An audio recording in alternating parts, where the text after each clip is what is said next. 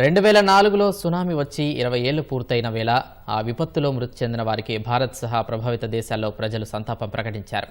తమిళనాడులోని మెరీనా బీచ్కు చేరుకున్న ప్రజలు చనిపోయిన తమ బంధువులకు నివాళులర్పించారు. వారి జ్ఞాపకాలను గుర్తు చేసుకుని విలపించారు. మరోసారి ఇలాంటి మహాప్రళయం రాకూడదంటూ సముద్రుడికి ప్రత్యేక పూజలు చేశారు.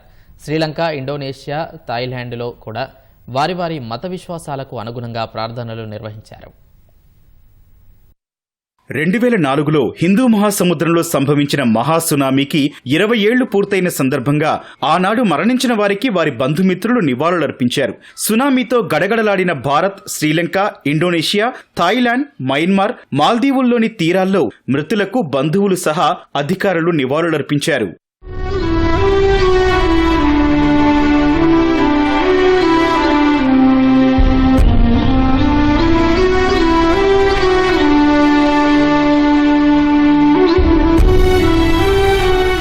చెన్నైలోని మెరీనా బీచ్ వద్దకు చేరుకున్న వందలాది మంది తమ ఆప్తుల స్మృతులను గుర్తు చేసుకున్నారు. సముద్రుడికి పాలు, పూలు, పళ్లను సమర్పించి ప్రార్థనలు చేశారు. మత్స్యకార కుటుంబాలకు చెందిన మహిళలు కొవ్వొత్తులతో తీరంలో ర్యాలీ చేశారు. ఆ మహాప్రళయంలో మన దేశంలో 10,749 మంది మృతి చెందగా ఒక్క తమిళనాడులోనే 7,000 మంది చనిపోయారు.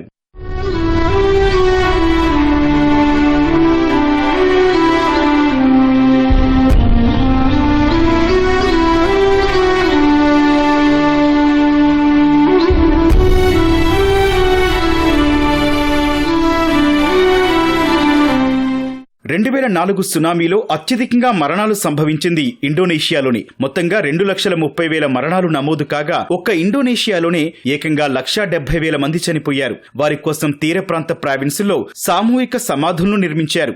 ఆకేహ్ ప్రావిన్స్ లో సామూహిక సమాధుల వద్ద ప్రజలు పెద్ద ఎత్తున తరలివచ్చి తమ మత విశ్వాసాల ప్రకారం ప్రార్థనలు నిర్వహించారు. ఇండోనేషియాలోని ఒక గ్రామంలో 14,000 గుర్తు తెలియని మృతదేహాలను ఖననం చేశారు. అలాంటి గ్రామాలు అకేహ్ తీరంలో చాలా ఉన్నాయి. శ్రీలంక తూర్పు, దక్షిణ తీర ప్రాంతాల్లో ప్రజలు, మృతుల బంధువులు ఆనాటి విషాదాన్ని గుర్తు చేసుకున్నారు. ఓ గ్రామంలో ఏర్పాటు చేసిన స్మారకం వద్ద దీపాలు పెట్టి పూజలు చేశారు. సముద్ర తీరంలో ప్రత్యేక పూజలు నిర్వహించారు. 2,000 మంది ప్రయాణికులతో కొట్టుకుపోయిన ఓ రైలుకు సంబంధించిన స్మారకంలో దీపాలు వెలిగించారు. శ్రీలంకలో సునామీ ధాటికి 35,000 మంది దుర్మరణం పాలయ్యారు.